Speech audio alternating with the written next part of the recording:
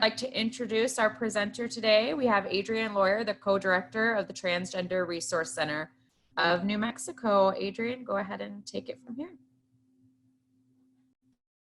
Awesome. Thanks, y'all, for coming today. This is so great. We have 102 people in the room with us right now.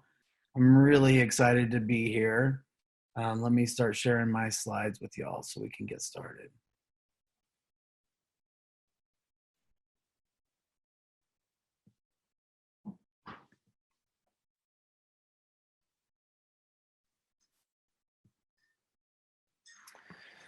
So yeah, again, my name is Adrienne Lawyer. Isn't that funny? My name is Lawyer. It's exactly spelled as if you had to go to court and need a lawyer. Haha.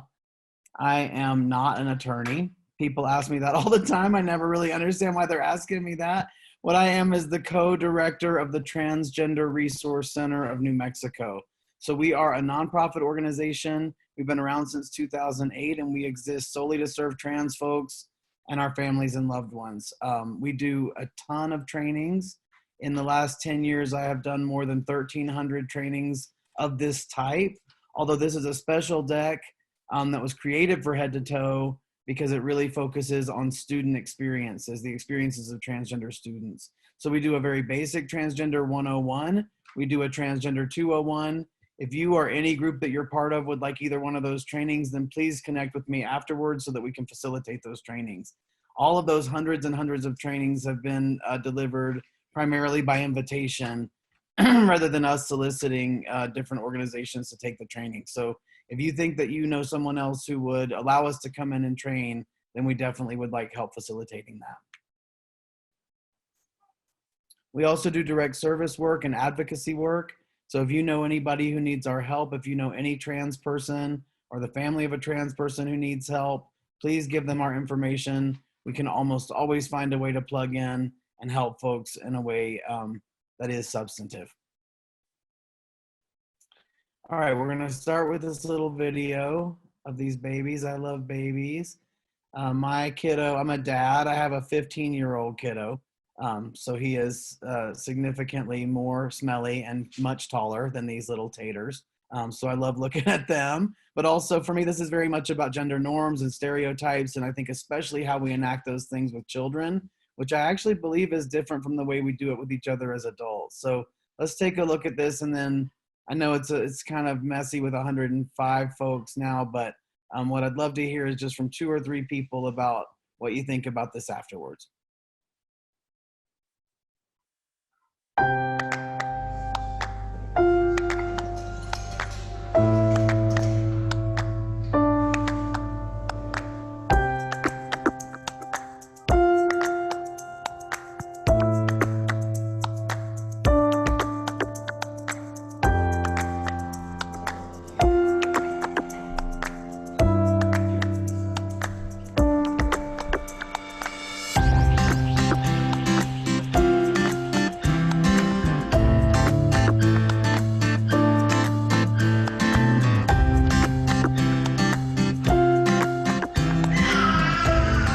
Look at this.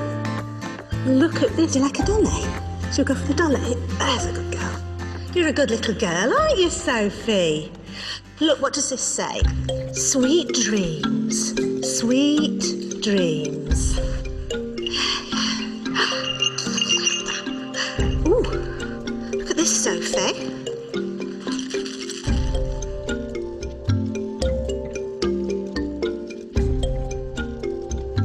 Meow, meow.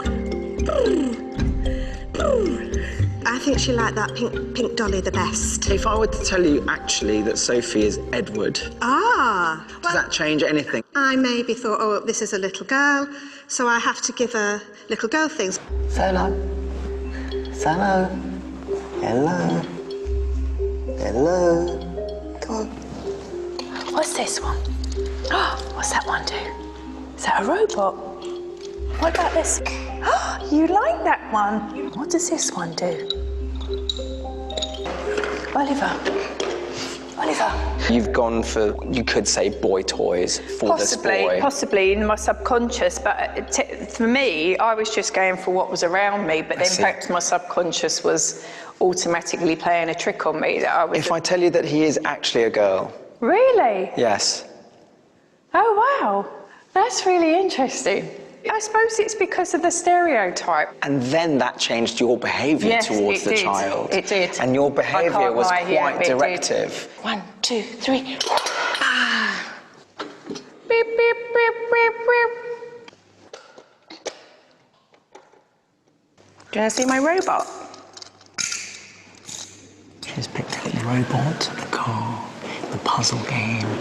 And I think she's been much more physical in handling the child than the other adults have been with girls.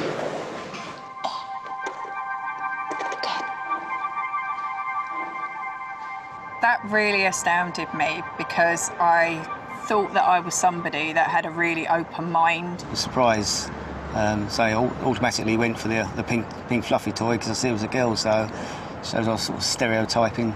I've always thought I was rather more open-minded than that, and I would think, you know, these are children's toys, whatever the gender. It will make me think the next time I'm with a child, so my niece or my nephew, to make sure that I am actually being sort of fair and equal with all of them, and just giving each child an opportunity to just be whoever they are.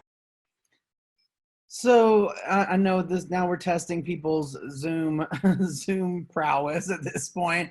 But if you want to comment on this, which I want you to do, tell me what you think about this video, what stuck out for you, what was interesting about it, then just go ahead and raise your hand on Zoom. It's a button that says raise hand, and our room monitors will look for you.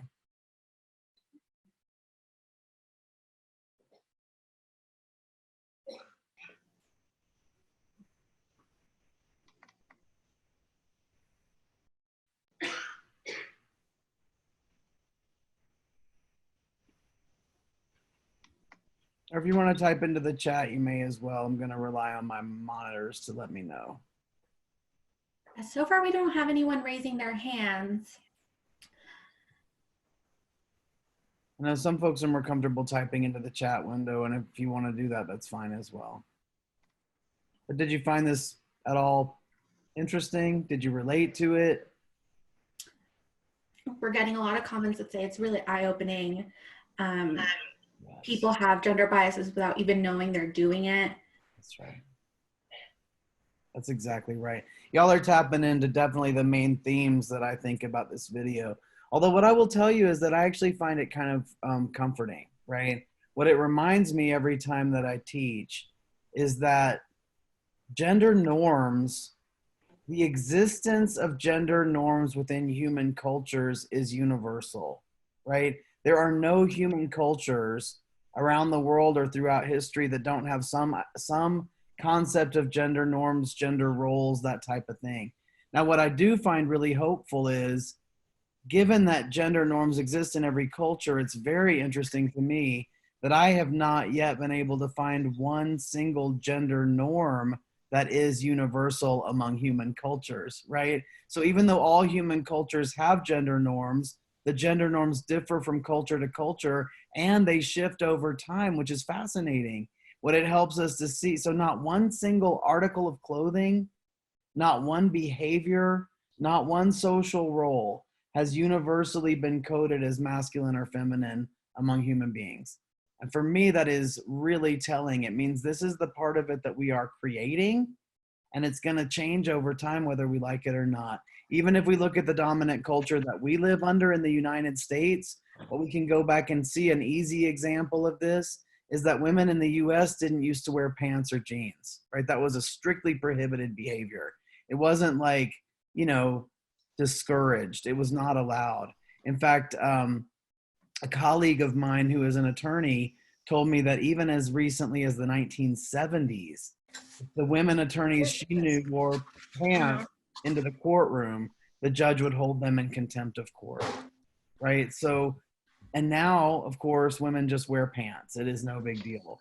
So gender norms are going to shift over time no matter what we think about that, and they change from group to group. So for me, it's really helpful to remember that. But what I think this video shows is the gender norms that we're taught, we are taught from the first day that we are born. When we're put into a situation like this, of course, that's what rises to the surface, right? We are all, almost all of us would do the same thing as these folks if we were put into this scenario. And for me, that's good. That's good. It means we're all starting out on a journey around this stuff.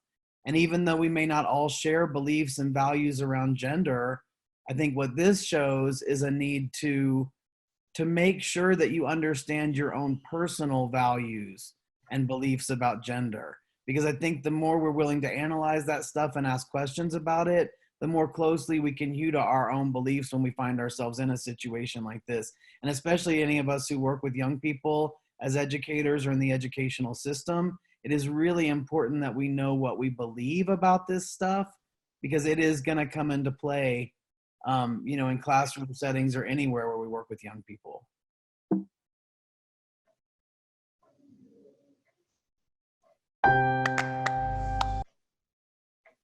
Okay, so let's not get into pairs, but if you don't mind answering or typing, I know we feel inhibited on Zoom about speaking. I think there's some feeling that we're going to interrupt somebody or that it's going to be sort of chaotic. But what is the first memory that you have of learning that transgender or gender variant people exist?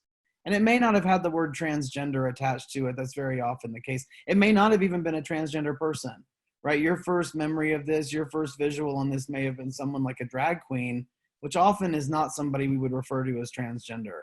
But what was your first memory of seeing somebody sort of violating gender norms, or perhaps a trans person? Cheryl Greenwood says a show on Phil Donahue. Yes, me too. Phil Donahue, yay. Brian Gabaldon says Culture Club era. Of course, Boy George, what a great example. Yeah. Carrie McCall says she was doing a project in grad school and grew up in a very conservative culture. Mm-hmm. MASH. MASH is a really funny example, because we actually know that Klinger wasn't really trans or even probably gender variant, right? He was just sort of trying to figure out how to get out of the war and the combat zone. So it's interesting, but that often for folks is the first person they saw cross-dressed, right? No matter what the reason was for that character. A lot of the comments are talking about high school and how that was the first time they learned that transgender people exist. Absolutely. Leanne Armstrong says, an 8-year-old student at my school. Leanne, now was that when you were also 8, or is that, would you like to, I know I'm calling you out, but would you like to unmute yourself and give us more information?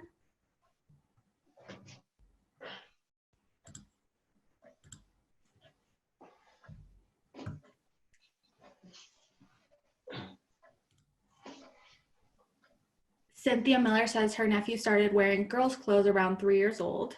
Yes. Christopher Aller says Eddie Izzard? Sure, yeah. Eddie Izzard's a comedian who for a long time presented themselves as a crossdresser, but I think since has come out with a more transgender identity.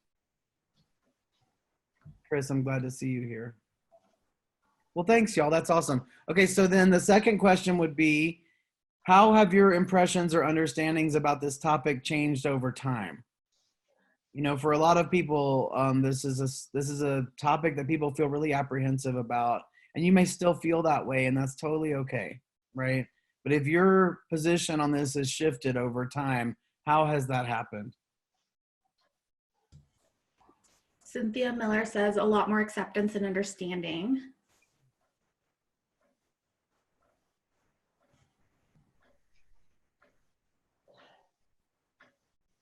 Brian and Carrie agree. They've become more open-minded. Sure. Kimberly McClintock says education, definitely. I agree.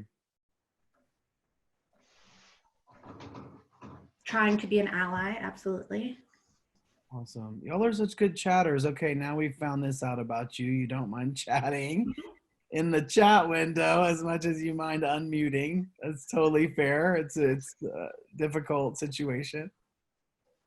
All right, so then the last question up here is, like, when you signed up for this particular session, when you came in here today, what is something that you hoped we would cover?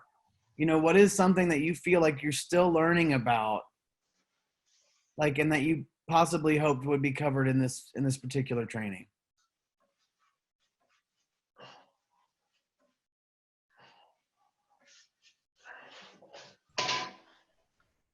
Carrie McCall says trans kids and puberty would be great. Great. How we can best help trans youth. Working with my transgender students in a way that will make, oh, these comments are flying. Thanks, guys. Awesome. Yeah. As a school nurse, I want insights about the needs of my transgender students that I might not be thinking about. I hope to learn more about how I can be more supportive to transgender students. Younger kids going through something like this, how I can help. Correct language and non-offensive language, definitely. Awesome. How to communicate with parents who deny their child's trans identity. I know. I'm hoping maybe we can help teach each other a little bit about that toward the end. Resources to normalize a conversation around acceptance. A reminder of unconscious biases and how they present to transgender family and friends. Wonderful. Advocating for transgender individuals.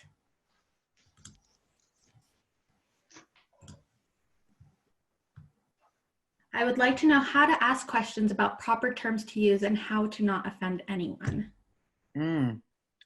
That would be a magical thing.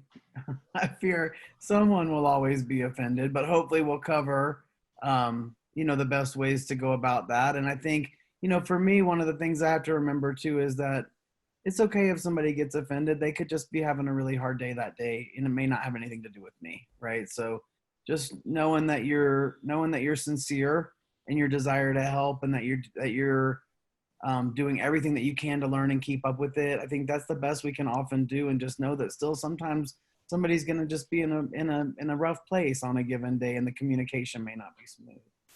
All right, y'all are amazing. We could stay here forever and talk about this. So hopefully at the end, we'll have a little bit of time for Q&A. A lot of what you named in there is stuff we're definitely going to cover. If we don't cover something that you need to hear about, then let's try to bring it up. And I really welcome you jumping in at any time. I can see that this group does feel a little inhibited around unmuting, but just chat into that chat window anytime you want to share or say something or interrupt me or want clarification on a point or have a question about what I'm saying. Just chat. And I know that Susan and Claudia will definitely be watching that and will let me know as we go forward. So we're going to do a little bit of terminology here to start out. If these things are words you already know, then my point here is really just to make sure that we're all on the same page about how we're defining these things and how we're using these terms. If they're words you're not totally familiar with, then that's great. That's part of learning about all of this and doing a good job working with trans people of any age. Part of that is knowing this vocabulary and being comfortable with it. So for us, the term transgender is very much an umbrella term. It is meant to encompass a whole lot of people. And what it means for us at TGRC is any person whose internal gender, and that means what we know to be true about ourselves on the inside, if your internal gender does not match the sex that you were designated at birth, then for us that is transgender. And your designated sex is whatever they said about you on the day that you were born, right? When a baby is newborn, we classify that baby typically as male or female. And for a trans person, what we know about ourselves does not match up with that. Now, what you'll notice on here is that we don't use the word opposite, and that's very purposeful, right? We don't believe there's ever two kinds of people in this world, almost never. There are 7 billion people on the planet. So any two categories are usually going to be overly simplistic to house all of the people. When we bring that two kinds of people theory into the world of gender, it is actually called the gender binary. So the gender binary is the name that we give to the dangerous theory that there's only two kinds of people in this world, men and women, and that every single person can be sorted into one of those two categories. Now, what I'm going to show y'all and talk about a little bit later is that that's not even true about us biologically. Physiologically, there are not just two kinds of people. There are folks that we call intersex people. And what that means is they have some kind of a physiological trait that is different from how we typically define male or female. So even our bodies are more diverse and varied than two categories can hold. So our internal genders are absolutely more varied and diverse than just man or woman, right? So we don't say opposite, we just say different from. Now, of course, there are trans folks who fit more comfortably or who at least assimilate into the gender binary, and I'm one of those people. I was designated female at birth, but my internal gender is male. I've known that since I was 2 or 3 years old. It's one of the earliest things I knew to be true about myself. I'll be 50 in July and I'm still here and my gender is still male. So I guess if you think of male and female as opposite, then for me, my designated sex and gender would be opposite. But there are lots and lots of people, especially people that we refer to as non-binary, who don't feel the opposite from what they were designated at birth. So we want to just pull on those threads and try to think about how we talk about these things and not reduce it down to those two categories, because those two categories really don't work for so many people. So we just typically say if your gender and sex don't match, if they're different from one another, then for us, you're under that umbrella definition of transgender. Now, there may be people who fit this definition that I'm giving you who do not use the word transgender to label themselves, and that is absolutely totally okay. These words are self-labels, right? They're self-identity labels. So they're almost like name tags that we stick on ourselves to say transgender or gay or lesbian or bisexual or whatever it may be, right? So there may be people who have a gender and sex that don't match, but who don't put the name tag transgender on themselves. And that is not our point here. We're not saying that someone has to call themselves transgender. We are saying that when we write new laws for New Mexico, when we create transgender policies, when we analyze other people's trans policies, we are thinking about anyone who falls under this definition and trying to make sure that they're included. The other thing that's not on our definition is medical treatment.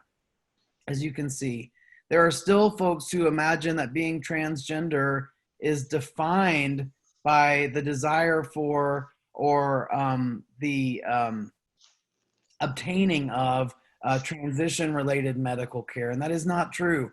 As we've already talked about here today, there are transgender kids, right?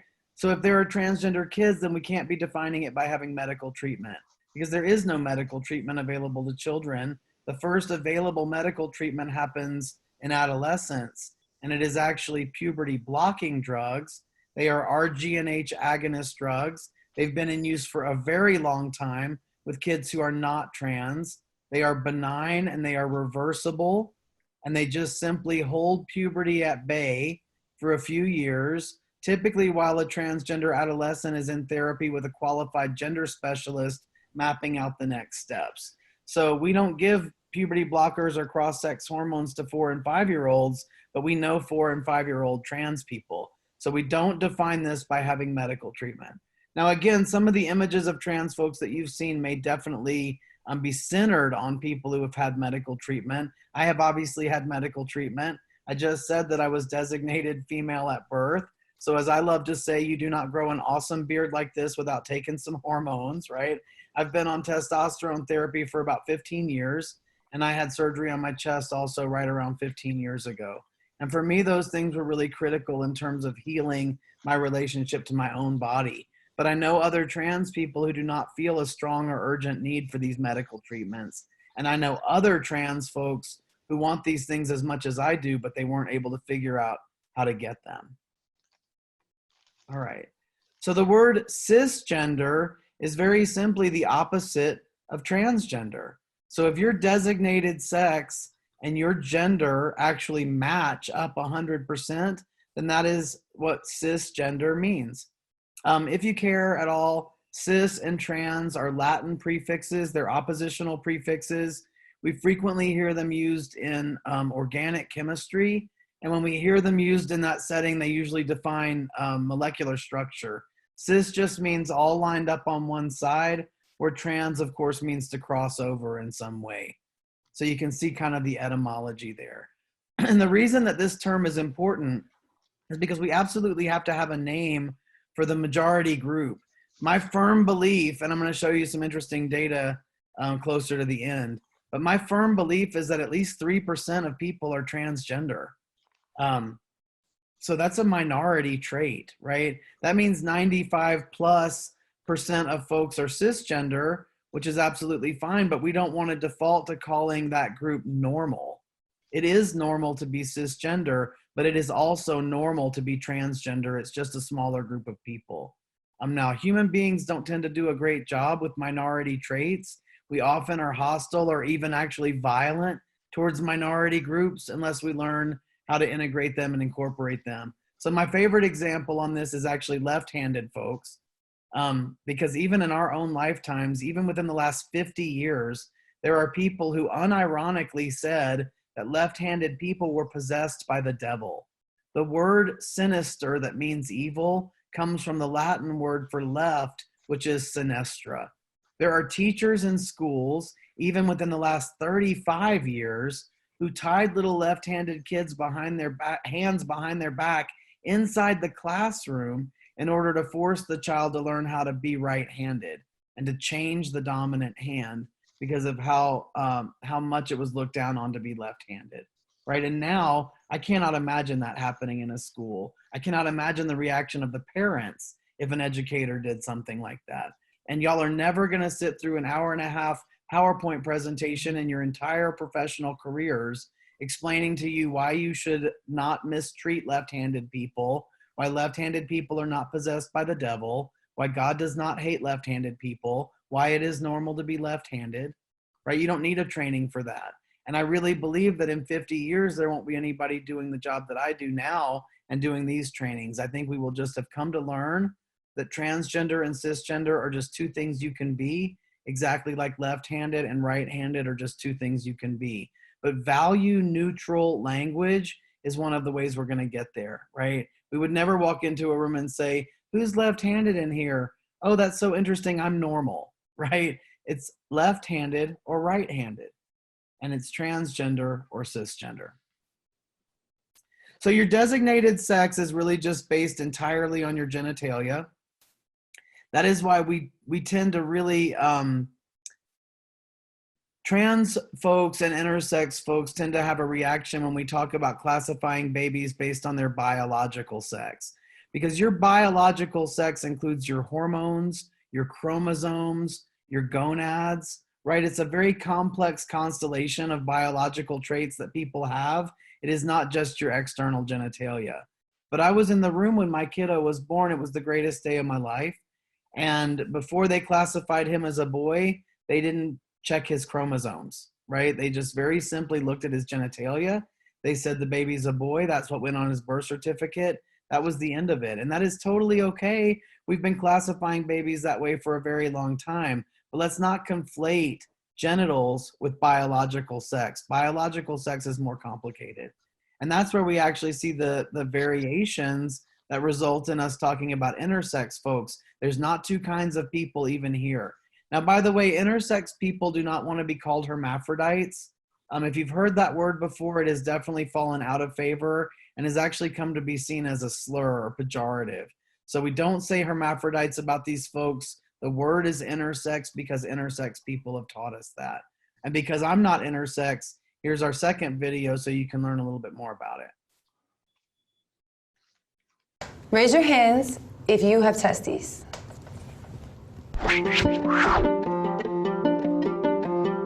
I'm Pigeon. I'm Alice. I'm Emily. I'm Cypher. And we are Intersexy. Intersex describes a person who doesn't fit the typical definition of male or female.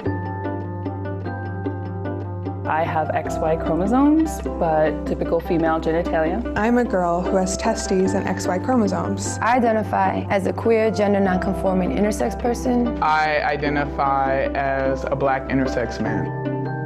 Intersex is not new. It's been around since the beginning of human existence. I mean, there's probably even intersex dinosaurs, if you think about it. Transgender has to deal with your gender identity, whereas intersex has to deal with your biological characteristics. Often, intersex people get surgeries that they don't want, and transgender people have to fight for surgeries that they do want. They gave my mom the excuse that the internal testes were cancerous, that I would develop cancer. They didn't even come up with an excuse, basically, in terms of a health-related reason. They instead just said it was about the appearance. A lot of doctors are very uncomfortable with the idea that I have testes, and they're still trying to get them removed, but I'm perfectly healthy and there's nothing wrong with them. They did a surgery to remove my testes and told my parents to take me home and just raise me as a girl, and I didn't find out about it myself until I was 12. There aren't a lot of options, or medical providers don't explore other options.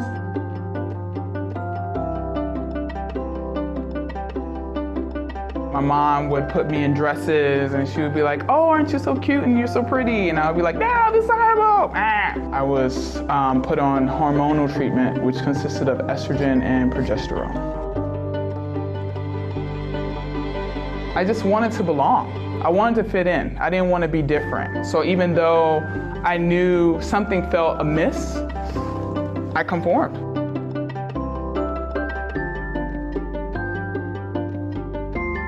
He was very condescending. He was like, "You intersex activists don't know what you're talking about." It's difficult for intersex people to find each other because from an early age we're told not to talk about our bodies. I did feel like I was the only one. My doctors always told me there was nobody else like me, and so it just perpetuates a vicious cycle of shame and stigma that we can't break out of. I would tell another intersex person that you are worthy, you are lovable. Your body is beautiful, you're beautiful. Intersex people don't need to be fixed. There's nothing wrong with them. I know you feel like you might not be able to get through this. I know you might have really dark thoughts, but I want you to know that meeting other intersex people and finding a community or a support group can be one of the most important aspects in your healing process. And we're out there, we're out here, we're here. And I just hope you can find us.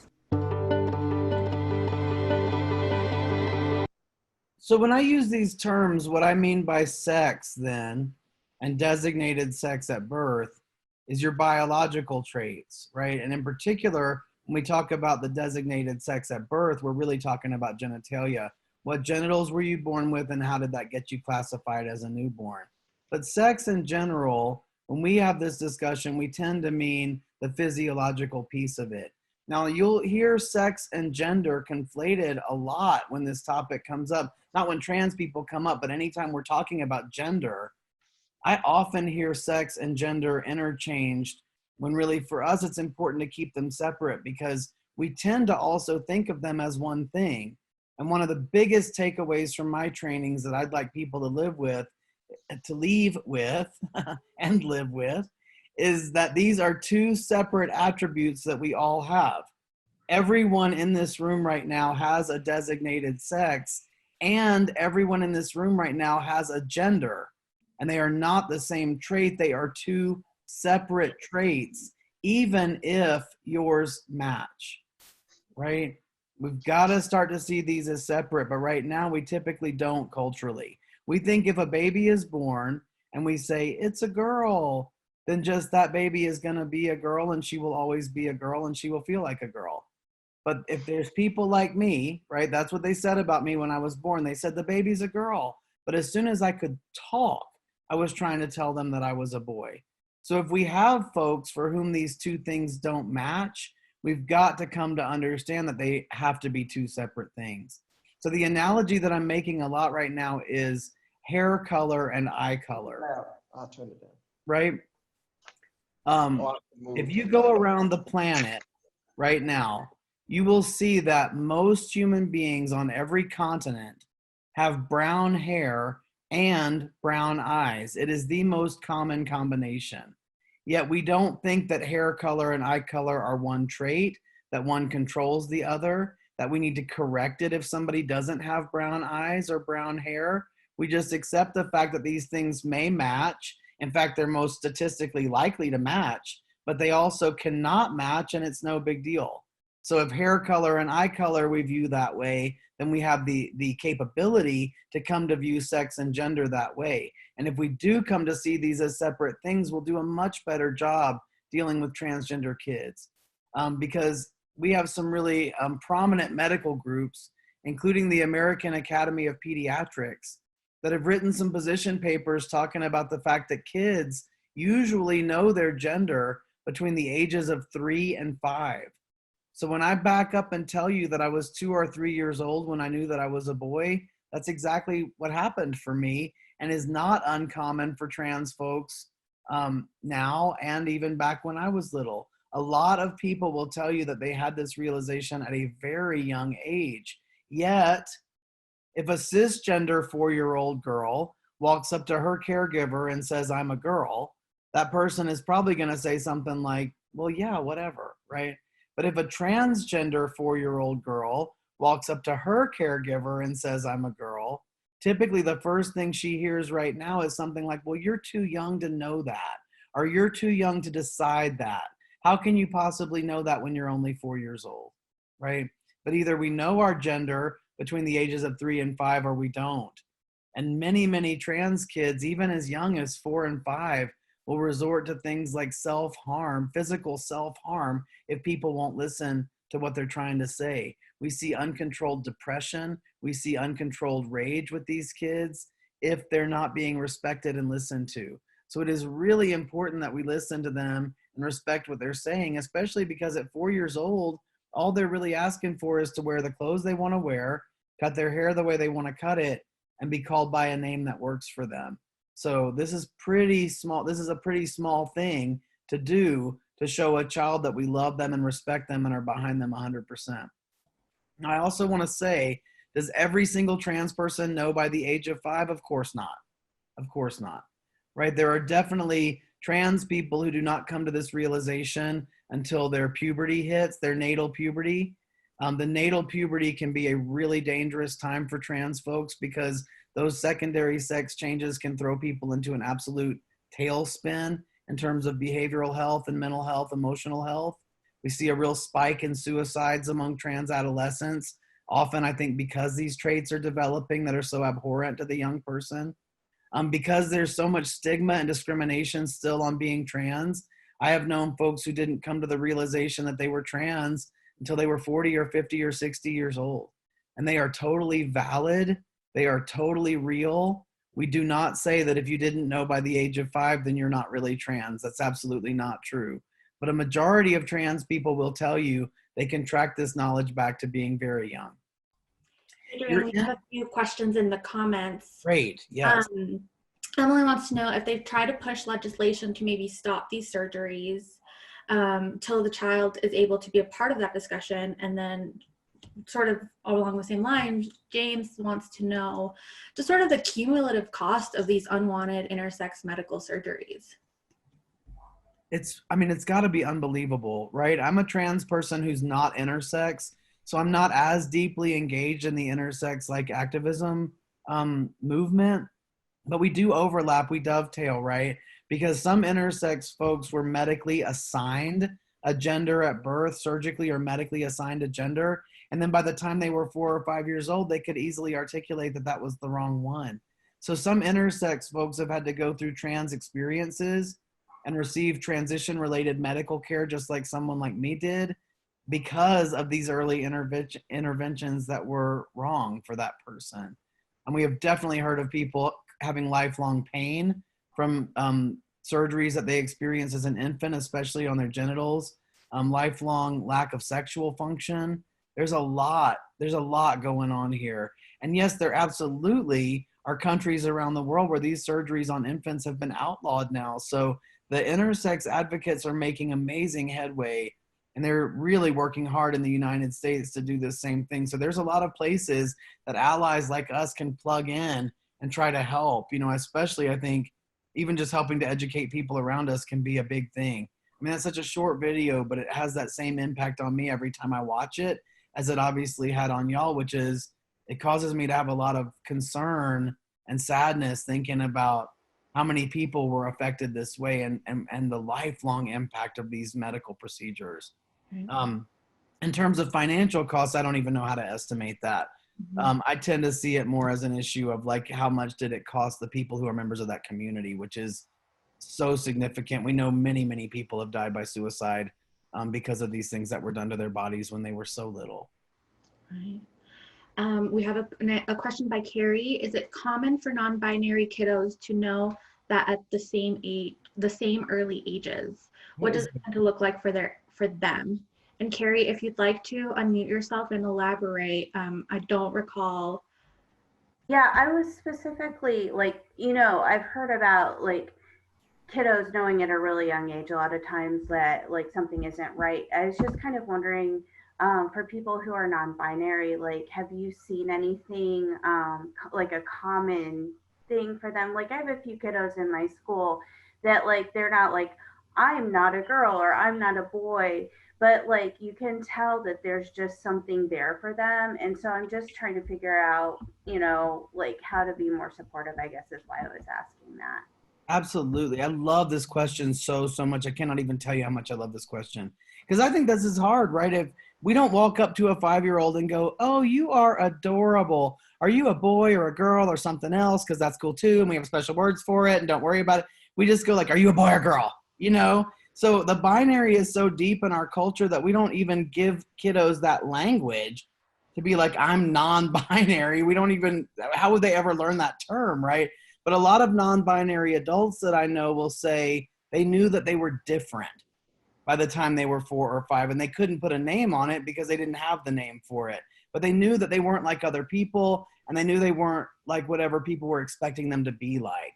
So I think keeping an eye out for that. I mean, in any way, right? Like one of my favorite books for young kids that is absolutely sold as a transgender picture book is a book called Red.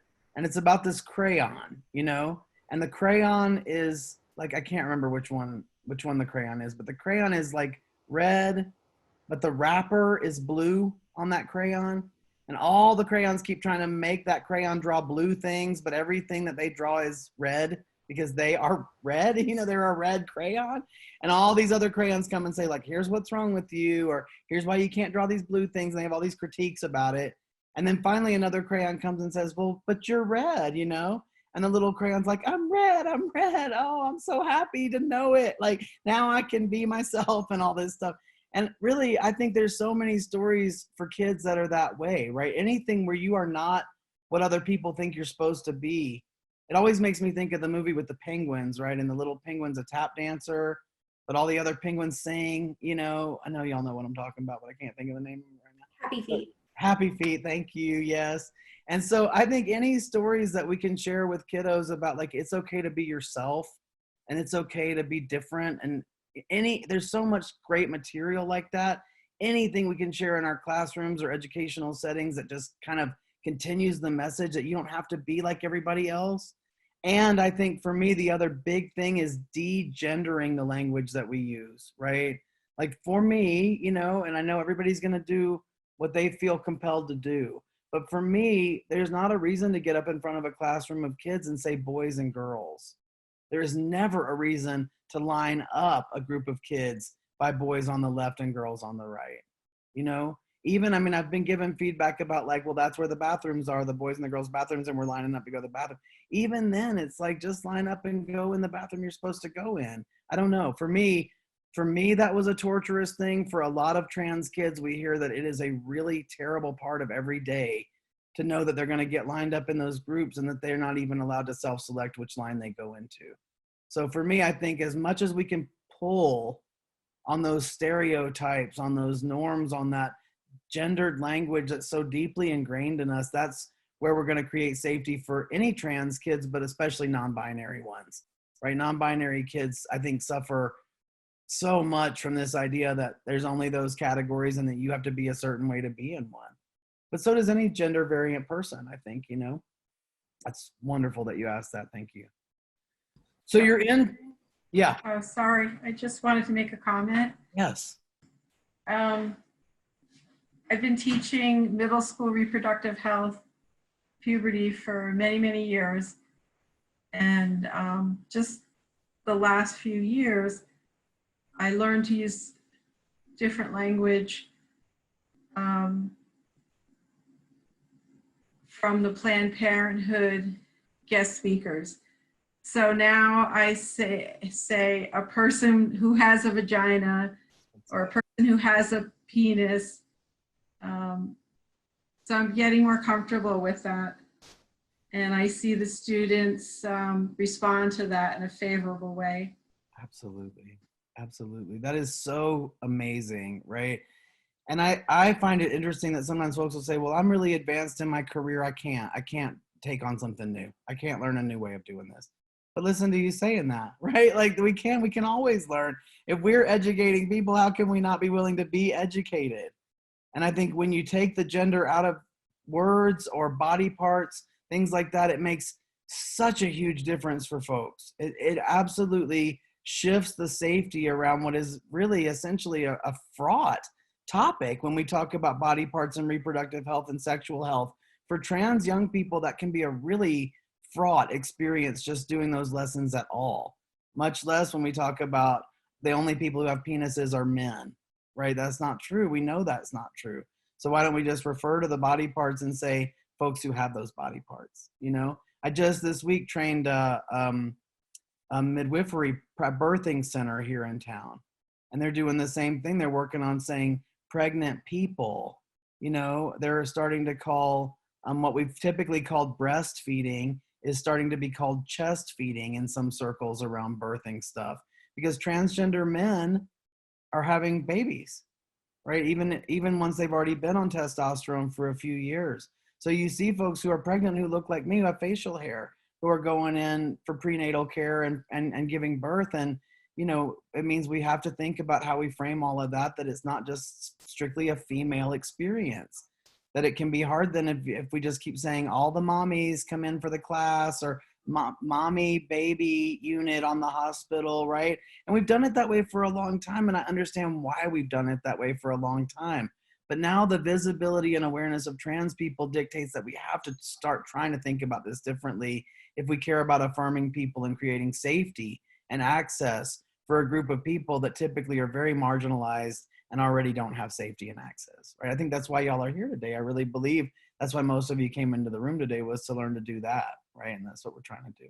Thank you for chiming in with that. That is crucial. So your internal gender is just your personal knowledge of your gender, and it can be hidden. It is not visible, right? In our culture, there is still so much stigma and violence and discrimination that happens that I've known transgender women who lived their entire lives in the closet, and other people looking at them could not tell that they were female, that their internal knowledge of themselves was female, because on the outside they didn't show it, right? They may not have transitioned, they may not have ever told anybody, so their internal gender was female every single day, but other people couldn't see it. What we can see is what we call gender expression. And again, this just goes back to the norms, expectations, and stereotypes of the culture that you live in. And different cultures are going to see these things differently. Different times in history will see these things differently. One of my favorite examples here is thinking about the fact that what we call a skirt in the United States is often referred to as a kilt in Scotland. And it's like a macho thing to wear a kilt. It's not just a man thing, it's like a manly man thing to wear a kilt. But here we call a skirt a female garment, right? And what that tells us then is that a piece of fabric that wraps around your waist can't possibly be male or female. It is simply a piece of fabric that wraps around your waist. Your cultural group teaches you how to read these things and code these things, right?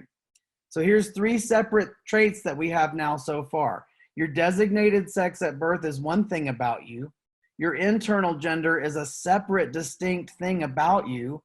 And your gender expression is separate from that.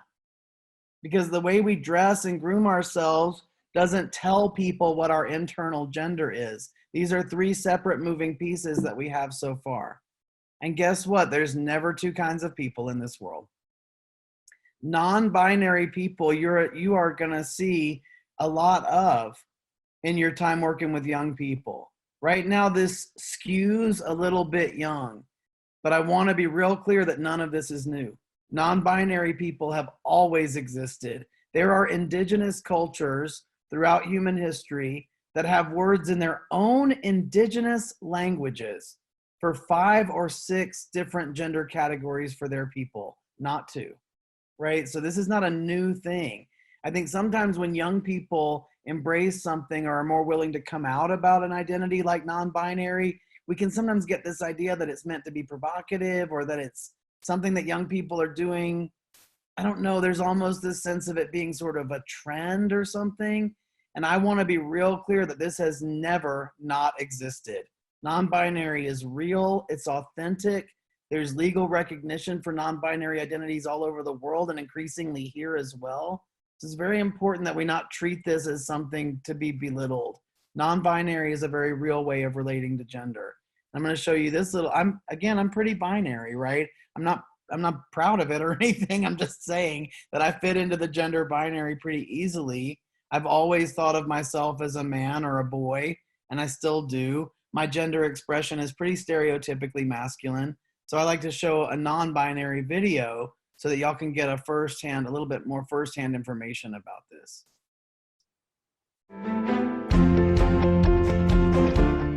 I identify as gender fluid, and to me, that means my place on the gender spectrum varies over time. That means I don't necessarily have to fit into the box of being a girl or being a boy or even like identifying with a gender or being binary in general. It also means that I don't have to like conform to people's idea of gender roles and gender expressions. It also means that I can feel comfortable with myself, whatever makes me happy. I don't have to worry about being different. I don't have to worry about fitting in with the girls or the guys. I can just do me.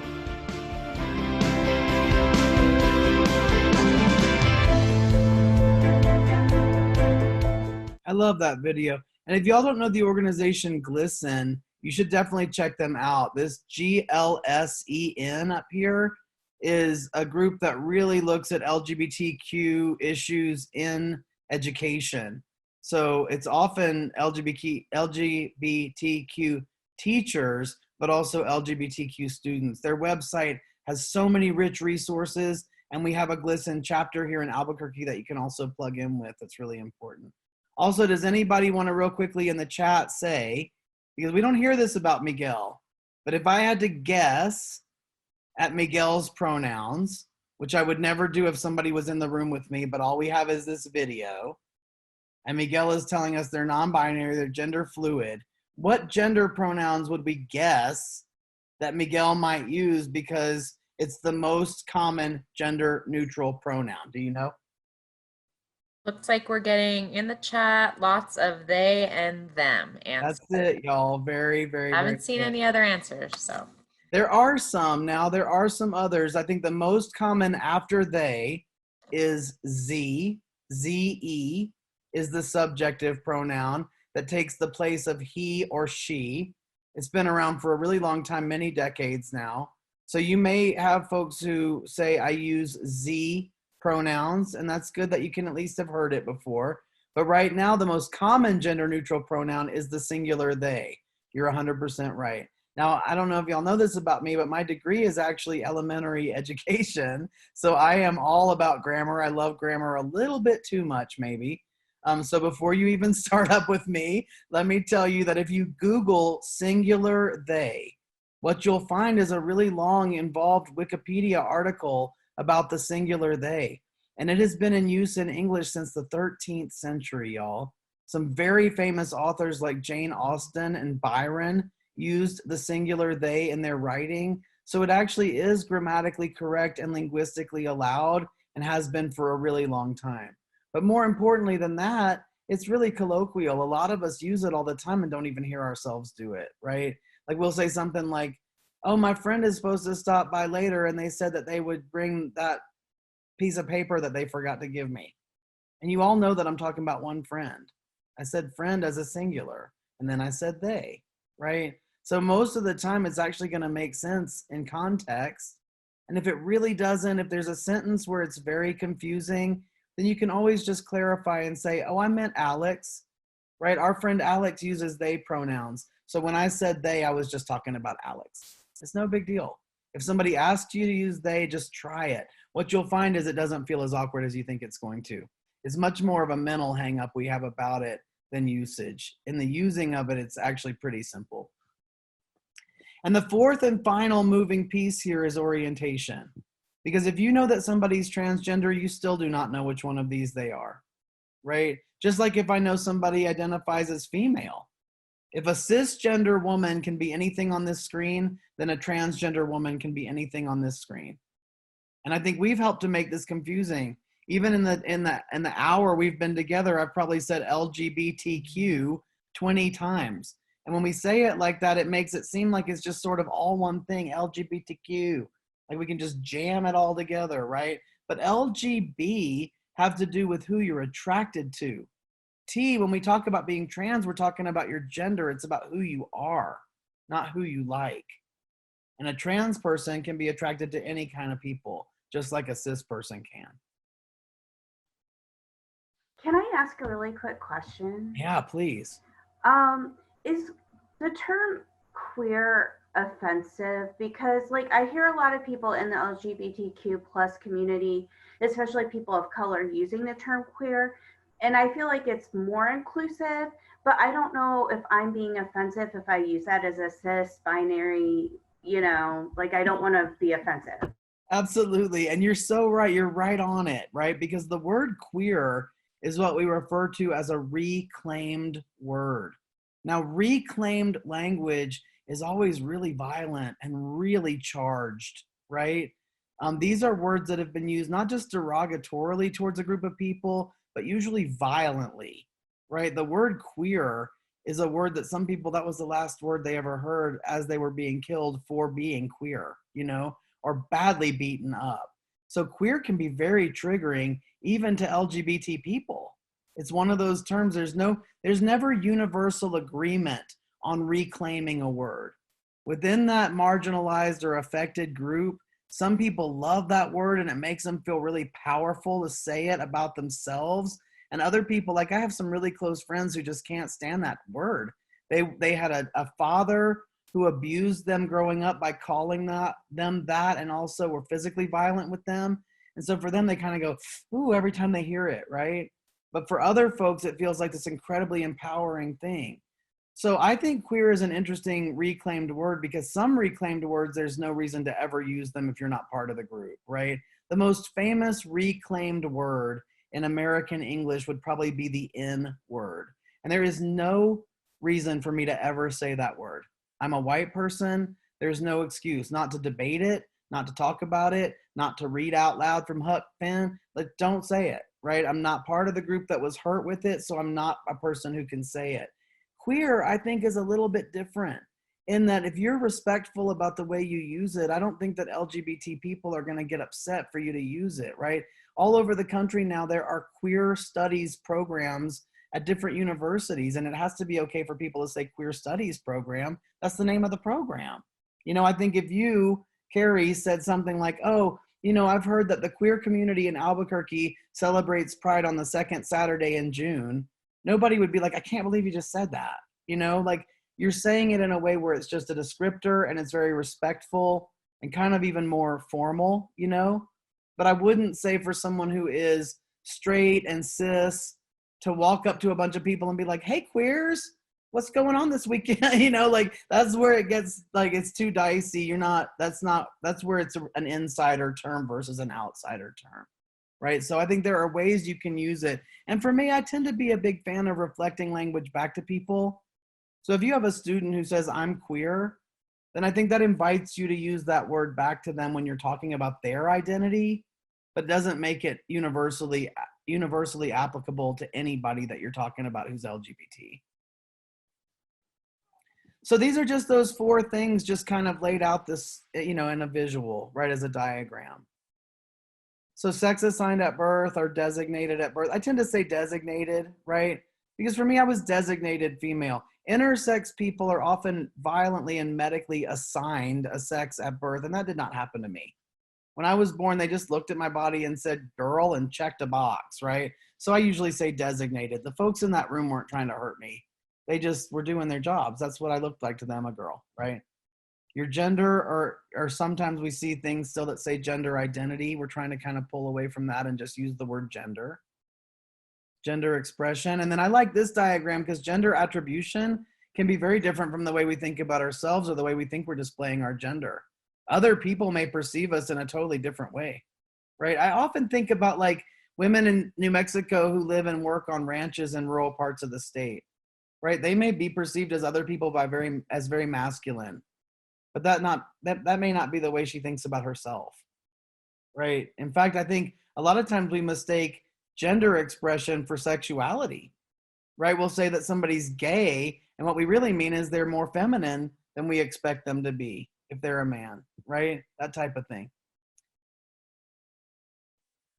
Okay, so this is the data I wanted to show y'all. This is from the Youth Risk and Resiliency Survey, and I bet many of y'all in here know what that is already. But every state in the country conducts a Youth Risk and Resiliency Survey with some portion of their public high school students. And every state gets to select what questions go on this survey. So in 2017, we had put in enough years lobbying for this question that we finally got it on. And we really wanted to ask the young people if they were trans, but we wanted the umbrella definition. We didn't want to know if they were binary, and we didn't want to know if they wanted medical treatment. So the way we phrased it is, do you consider yourself transgender, genderqueer, or gender fluid? And 3.4% of the public high school students surveyed in New Mexico just said, yes, I do. And that 3.4% were in every single county of our state. There was not a place in New Mexico that did not have one of these young people in it. And 2.9% more said, I'm questioning about this, but I'm not sure if I'm ready to use those labels for myself. They did not mean I don't understand the question. That was a separate response. So the students could easily indicate, like, I don't really know what this means. That 2.9% were not saying that. And we can see it because their outcomes were as bad or worse than the 3.4% group.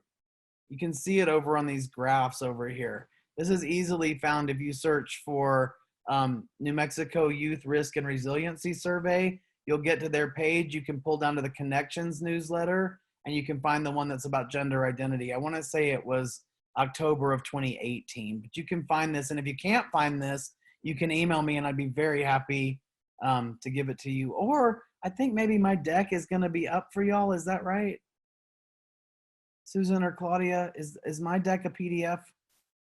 It's not right now, but we'll convert it to one and send it out in the email. Okay, awesome. So y'all can grab this deck and look at this more closely, because I know it's kind of hard to see this on the screen. But what you'll see is that the cisgender students are at the top of each of these graphs. The middle line is the trans self-identified group, and the bottom line is the unsure group. So you can see that they're having also a horrible time. But these bullets just compare the 3.4 versus cis, and look at the disparities there. 4 times the suicide attempt just within the previous 12 months. I mean, that's unbelievably high. Look at sexual violence at the bottom. I mean, honestly, both of those numbers keep me up at night, both of them. But how come if you're trans, it's 3 times as high, right? Look at heroin. I mean, that has nothing to do with heroin, right? That's about maladaptive coping mechanisms for everything else that these young people have already experienced. And they are in high school when they take this survey. They're not looking back on high school, they're in high school. So they're 16, 17 years old, and they're reporting that they've had these experiences already, right? This is why this is so important. This is why I'm so grateful that y'all would show up today in this format and everything to do this. This is what gets me out of bed every single day. We have got to change these numbers. If you don't mind, real quick, I was actually looking at this data yesterday for overall Bernalillo County. For all high school students who use harder drugs like cocaine or heroin, those rates are closer to 3 to 5%, just for that kind of comparison rate. Yeah. Even still, though, I mean, way down in the low single digits, right? I mean, it's not great. But it's hugely different for this population. Hugely different. Absolutely. That's what we see. And binge drinking, too. Look at that, right? LGB data was included a few years earlier, and it was very similar.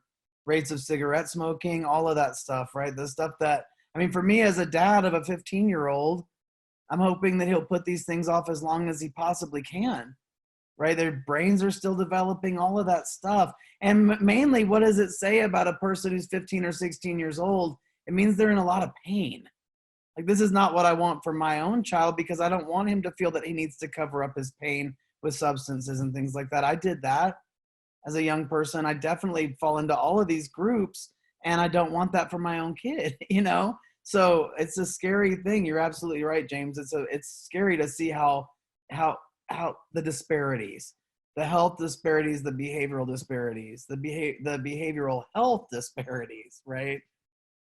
Okay, so this is just a little bit of data from the GLSEN School Climate Survey. So remember I mentioned GLSEN earlier. They do a K through 12 school climate survey that's nationwide. So it is really interesting to see across the country what this looks like. And it is really terrifying to me. These data points to me are just like truly horrifying, you know? A third of trans students heard school staff make homophobic remarks, and closer to 40% making negative comments about somebody's expression, like, you know, talking about somebody being a sissy or effeminate, usually, right? Almost all of the trans students surveyed in this K through 12 survey reported having been verbally harassed at school. Almost 90%. And more than half said they had been physically harassed, which on this survey was defined as pushed or shoved.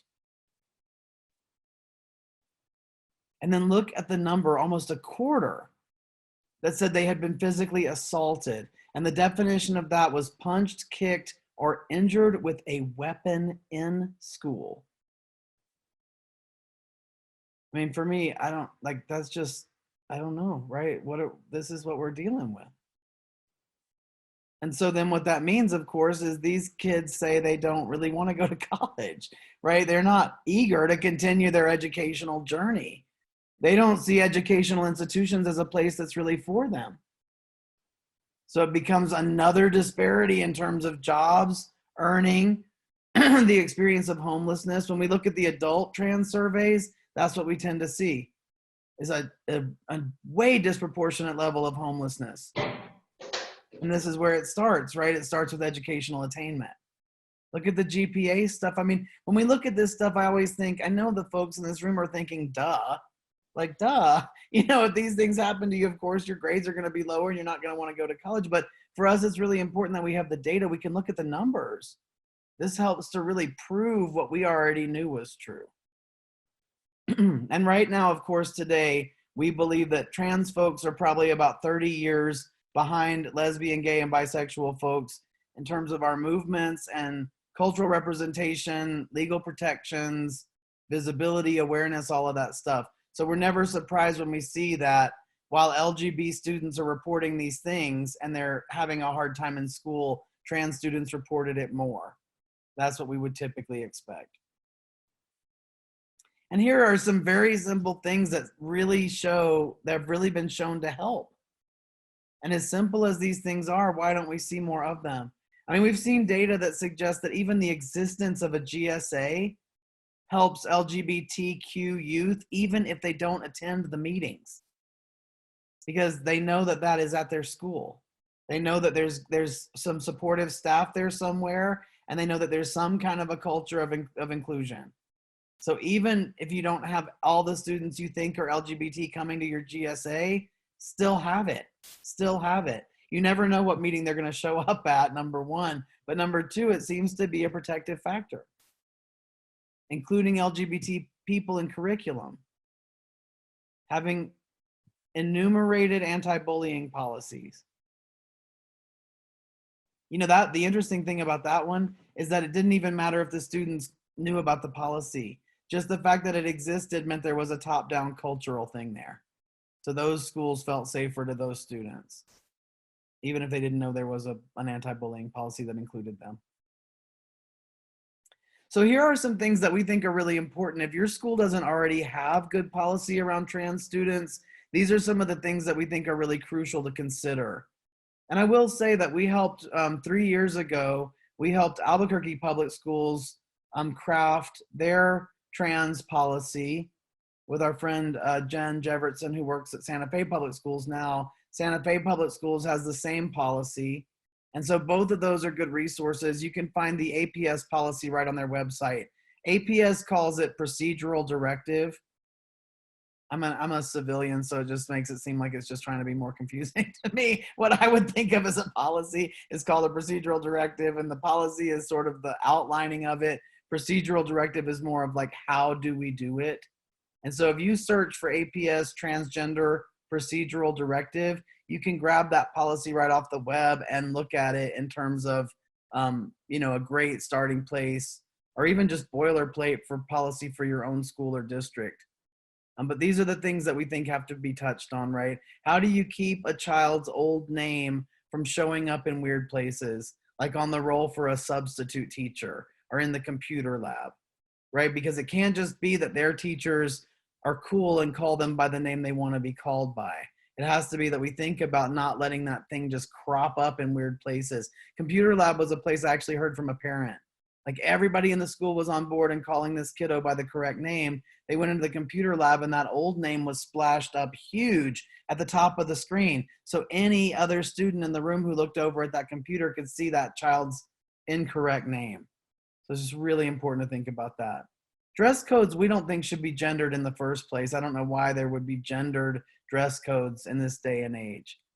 But if so, then we think trans students have to be allowed to adhere to the portion of the dress code that most closely aligns with their gender, right? And again, this becomes a real challenge for non-binary kids. And bathrooms, in schools is horrible for non-binary kids, right? Like typically there are nothing other than boys and girls bathrooms, and you just have to make the least uncomfortable decision. And usually you're kind of expected to just stick with it, once you've selected, and that's really hard. For a lot of these young people, it may not stay the same over time, or there really may be no closest fit for them. They may feel that they're going to get harassed or injured in a bathroom no matter which one they choose.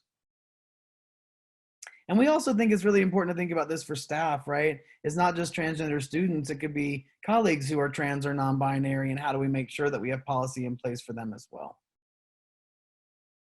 So just super as quickly as I can, I want to go over this. I know we could spend another hour and a half workshop just doing this, because for me, this is one of the last bastions of transphobia right now in our culture that's very common, right? I think there are lots of people who don't like trans people and who do violence to trans people. We see it every day. But even among people who feel supportive towards trans folks, this can be incredibly controversial, and it can be the place where they almost sort of withdraw their support, right? Like I support trans people in every arena except sports, and then I think it's unfair, right? When for us, either we respect people's gender and we treat them in accordance with their gender all the time, or we really don't. And there's a terrific report online that's called On the Team. And if you Google transgender on the team, you'll get that report, and it has, that's actually where I pulled everything I'm gonna show you right now. So the most common sort of myths or claims is that trans women and girls are not real girls or women, they're actually boys. And so they have a competitive advantage when they compete against other girls. And for us, this is where we're saying either you treat somebody in the gender that they say they are all the time, or we're saying we're not gonna do that, right? And in Connecticut, actually, there was a lawsuit that was filed by a cisgender girl who runs track against a transgender girl who was a star track athlete. And she said that the girl had unfair advantage. And then after the lawsuit was filed, the cis girl beat the trans girl. We have not yet seen a dominant trans champion in any sport. So for us, it's really important to think about that, right? I think it would be worth talking about changing the rules of competition if, in golf and tennis and track and softball, the winners are always trans. But that's not true. We don't even have one example of a trans woman who has dominated in her sport that way and been unbeatable. So for us, this is definitely not real. Cisgender girls come in every shape and size, and so do trans girls. Now, on this one, it's interesting, the NCAA, because once you get to college, these things are not negligible. At a certain age, there really are significant biological differences in bodies. And so the NCAA's policy is that you actually have to be on hormone replacement therapy for a year, and then you can try out for the team that aligns with your gender. but you have to take hormones, because for transgender women, they don't just take estrogen, they take a testosterone suppression. So anything that would be unfair about having more testosterone than your other female competitors is equalized by being on what we call HRT, or hormone replacement therapy. But in middle and high school, the authors of On the Team basically advocate for the fact that, you know, people in middle school and high school's bodies are all different naturally, and this doesn't create a lack of fairness. This one to me is almost funny to have to even show a slide on because it seems so ridiculous. And again, we have never seen it. And I believe in a misogynistic culture like ours, like we really live in a sexist culture. You are never going to see boys and men pretend to be women to compete against women and beat women, right? If you live in a sexist culture, like what is that? What kind of a medal do you get for that if you're a boy? Like that would not be something that they would get praised for or rewarded for anyway. But also we've never seen it. We've never seen it. In fact, the only thing we've seen that's even remotely like this is there was a wrestling champion in high school in Texas who was a transgender boy who was already on testosterone, and they still forced him to compete against girls. And of course he dominated them, and he hated it and they all hated it. And it cost people their scholarships and all of this stuff just because they wouldn't acknowledge that Mac was actually a boy. And that's the only thing even remotely like this that we've ever seen. And he wanted to wrestle the other boys, even if it meant he couldn't win against everybody. He wanted to be with the group he's supposed to be with. So for us, when we talk about work settings and school settings, this is just sort of an underlying principle to the stuff that we teach. We know people are going to be uncomfortable. When I train in a workplace where somebody's coming out, you know, of course people are like, I don't know how I'm going to use the women's room with Jennifer when she used to be in the men's room, and I think I'm going to feel weird. And we're like, yeah, probably, right? But 6 months later, you're just going to be like, I don't remember ever there being a time when Jennifer wasn't in the women's room, right? This takes exposure over time for us to build comfort, but being uncomfortable is not the same thing as being unsafe, right? It is not a lack of safety to have a trans person in the bathroom with you. In fact, what we find is trans folks are not predators in bathrooms. There are 0 recorded news reports or police reports of a trans woman ever hurting a cis woman or a girl in a bathroom. But there are lots of recorded incident reports of a trans woman getting hurt in a bathroom. We're not predators, we are prey, right? So these are things that came up in the Q&A at the beginning, and I'd really love to hear from you right now. What do you do when there's oppositional parents? Have folks in the room encountered this issue? And if so, what did you do that it all seemed to be successful? Chat it or say it.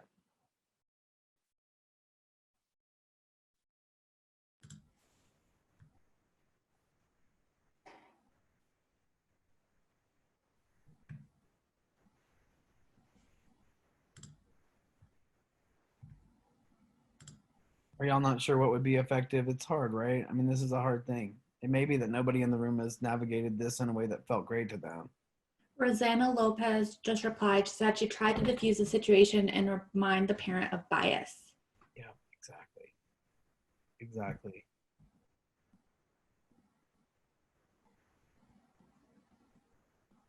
Let me say that. Oh yeah, I was gonna say I haven't come over one. I will say that I have an issue. Well, more specifically, let me give a little background. Right, I have a one of my students. It identifies herself as lesbian.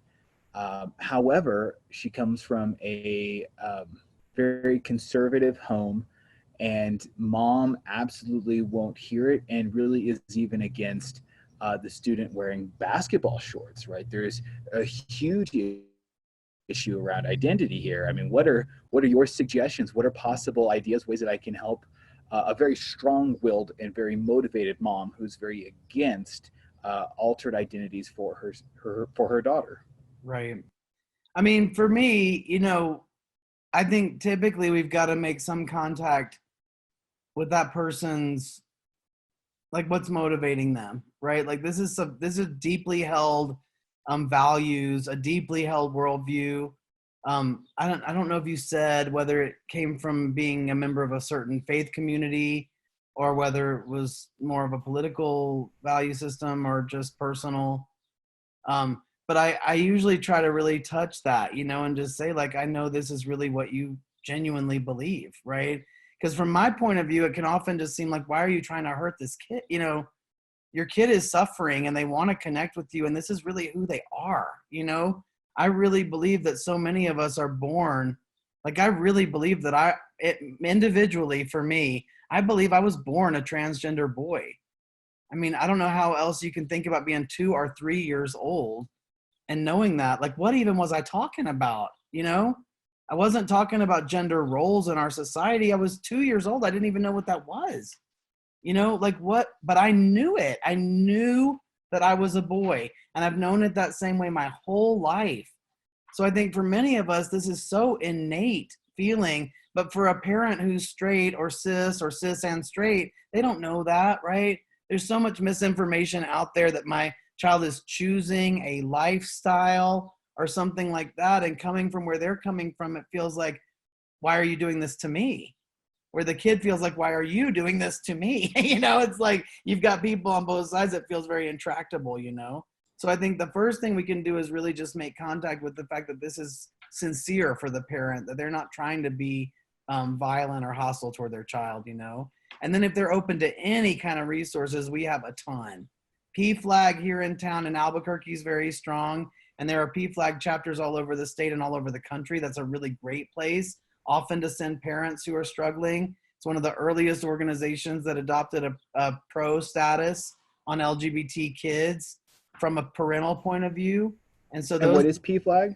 It's actually funny. It stands for Parents and Friends of Lesbians and Gays, but it's only because it's been around since the 70s that it sounds old fashioned, and they really mean LGBTQLMNOPXYZ people. They mean all the people, but they still call it PFLAG because it's always been called that, and that's how we recognize it, right?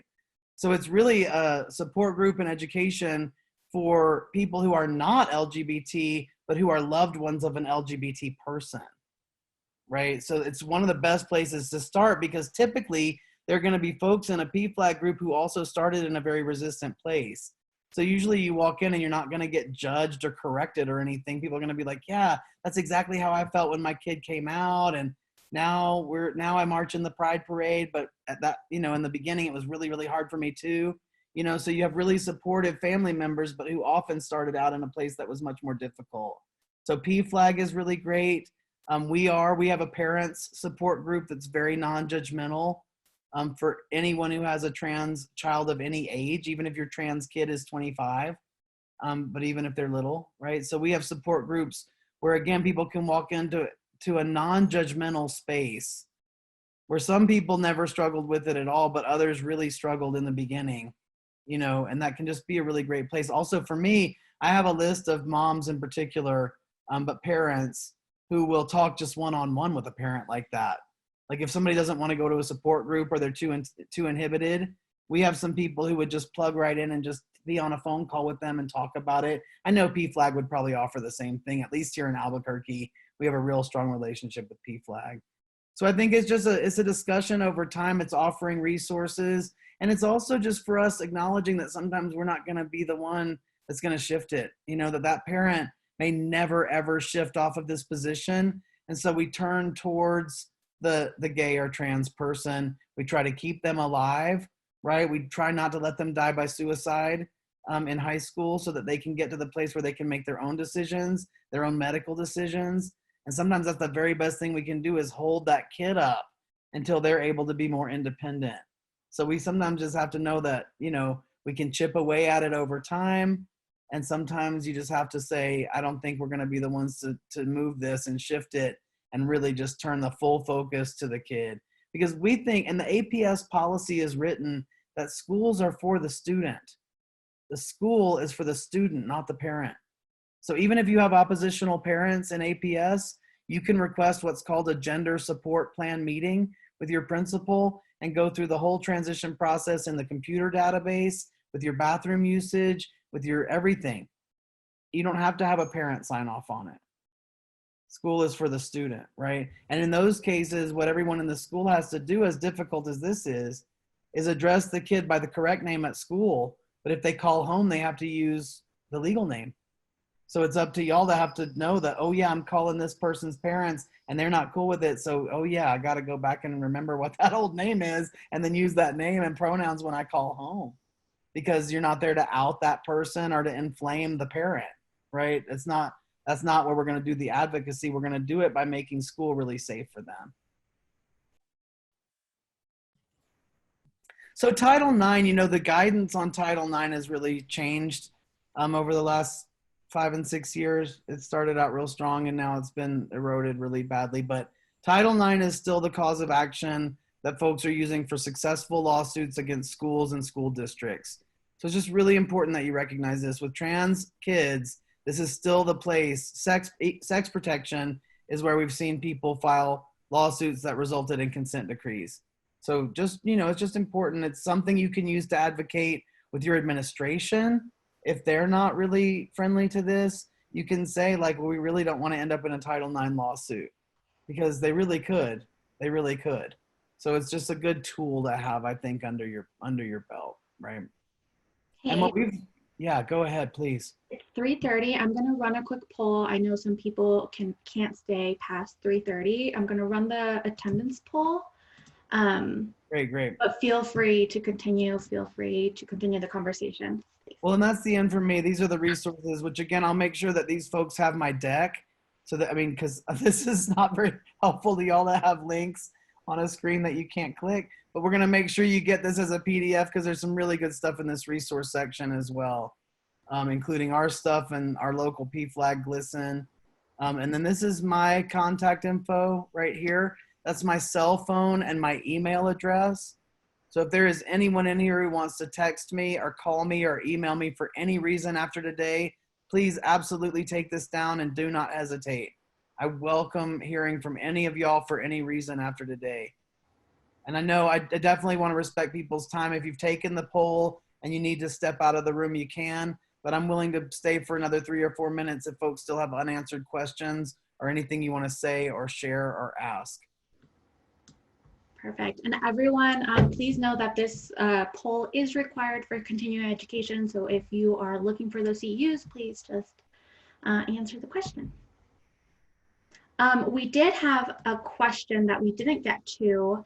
I'm not sure. I believe it was Emily, but she said, I have a question of the transition when they hit puberty. When they are small, it's easy to be the other sex, but when they show physical signs of their physical gender, then how do we help them? I have a few kids at my school like this. Yeah. I was just going to ask that. That's funny. Oh, I'm so glad. Well, then that's not an uncommon thought, right? So that's, for us, that's the main reason we love to see young people put on puberty blockers. Because if they're on puberty blockers and they decide that they don't really need to go on cross-sex hormones, then you just take them off the monthly injection of the blockers and that natal puberty just starts at that time. So all it ever could do is delay the natal puberty. And it buys time and it keeps those traits from starting to emerge that can be so terrifying to a trans kid, right? We think especially about trans girls, although even for trans boys, honestly, I am not a person who's ever really seriously considered suicide. Again, this is just very individual. This is my personal story. But the closest I ever came to a suicide attempt was when my period started at 13, because it was so terrifying to me that my body would be breaking female that way when I so deeply did not feel female. It was like, oh no, when you're little, as you say, we're kind of all the same. Depending on haircuts and clothing and stuff, how would we even know who was a boy or a girl at 6 years old? If you line them up, they look alike, right? But when my body started to change is when it was just a terrifying reality to me that things weren't going to go back, right? For trans boys, it can be a scary time. But for trans girls, there are traits that they can develop at this age that are actually irreversible. There are lots of surgeries and treatments that a trans woman can undergo, but no matter what she does, if she went through what we would call a male puberty or a testosterone-based puberty, a trans woman can never change her voice back from the lowered voice that testosterone created in her. She cannot change her skeletal frame, right? If a trans woman happens to grow really tall or have really broad shoulders, there's nothing she can do to undo that. Hair loss cannot be undone, right? If you've already gone bald, by the time you start your transition, there's no way to go back. So I would say, like, if the parents and families are supportive, what we would say is try to get those kids into medical treatment as soon as possible. Let's do the best we can to start them as early as we can, because that's the best defense against those traits. If they have oppositional families, then we just have to know that it's not going to be an easy road for them, but we have got to keep them alive. We just have to try to keep them alive, because at 18, they can start their own medical transition if that's something they desire to do. So for us, we just start to really turn and focus on not letting them slip through the cracks and keeping a really close eye on those kids for suicidal ideation or suicide attempt, because that's what we tend to see a lot of at that age. And so we're just really keeping a strong eye on them to see if there's some intervention that we need to do to prevent that if we can. So do we tell them to maybe go to their pediatrician then, and then they're the ones that would refer them out, or do we have them maybe go to you guys? Because what I worry about is I hear it a lot in my school, because they're kind of like a cultural Hispanic school. And so there's a lot of biases, and like the kids that I see, like I even hear my health assistant make a comment. So when you made the comment of like, they hear people making comments, it was kind of like it brought it home for me. But like what I worry about is like we're elementary. When they get to 6th, 7th, and 8th grade, man, that's just rough, because they're doing this whole transition anyways, and then they're already different than everybody else. And how do we help them to know that coming into this, like they have resources and people, because that's the only thing that I really push with all my kids, I don't care who they are, is like, here, this is how you manage this moving forward, because I don't want them to ever be in the dark about anything that's going on with like the whole sex thing all the way across the board. Right. So I try to be really open with them and give them all the information that they're going to need, and this is just something that like I don't have enough information for. So that's right. And that's so powerful. I think you're so right. How do we not, I think a lot about, as the parent of a teen, and it's hard because I don't know where my blind spots are, but I think about what is it that I have not talked to him about? Because I think we often send a big message to young people, not just by what we say, but what we don't want to talk about, what we're too uncomfortable to talk about, So how great of you as an educator to be willing to wade in to what are probably some uncomfortable conversations to make sure that young people have information and feel empowered and don't feel scared of topics like this. There's no reason to be afraid if we're talked to in a straightforward way and given information, So we're really big on training. I think that there are age appropriate trainings even for elementary school. We've tailored our training for every age group of students and for staff. So we tend to get invited to talk to staff more than students, but I think, we'd love to reach more students, because I think that's often where we can stop this stuff and just give the knowledge to young people that this is not any really different than having left-handed classmates, right? You have left-handed and right-handed people in your class. You have transgender and cisgender people in your class. You have straight and gay people in your class. It is no big deal, right? But I would say the best referral you can probably make is to us, because there is a clinic in town. It's called the DeSeo Clinic. They operate out of the Southeast Heights, UNM Southeast Heights Clinic, and they are probably the premier medical clinic in town that is seeing trans kids. So we would refer folks over to DeSeo, but we also have support groups. We have a children's play group. We have a youth group.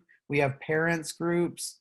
So if they come through us to get the referral to DeSeo, we can send them there, but we can also hook them up with everything that we have available for them too. So, it's the best thing we would say is probably send them to TGRC, and we'll make sure they get all the information that we have at the time. Thank you. That's perfect. A lot of pediatricians aren't going to have good knowledge about this. So some would be great. Some I would say go right to your pediatrician, and others I'd be like, ooh, don't go to your pediatrician. But we don't know. We don't know who they are necessarily. So we say, let's go to a medical resource that we already know is super high quality around this stuff. I'm so glad you asked that. Thank you so much. When they send out your information, can you put like the main phone number? Because then that's what I would put in my presentation is like the main phone number of, or do you want them to contact you at your email? Like Either is fine. Either is totally fine. But see see how my email address is tgrcnm.org. That's also our domain. That's our website. Oh, okay. So if you go on the internet to tgrcnm.org, our address, our phone number, our like main sort of organizational email address, all of that will be right there. But I'm also, especially with families of young kids, if they want to come to me directly via my cell or email, that's also totally fine. And I will make sure they get routed to the appropriate place. So either or both, whatever you think is best.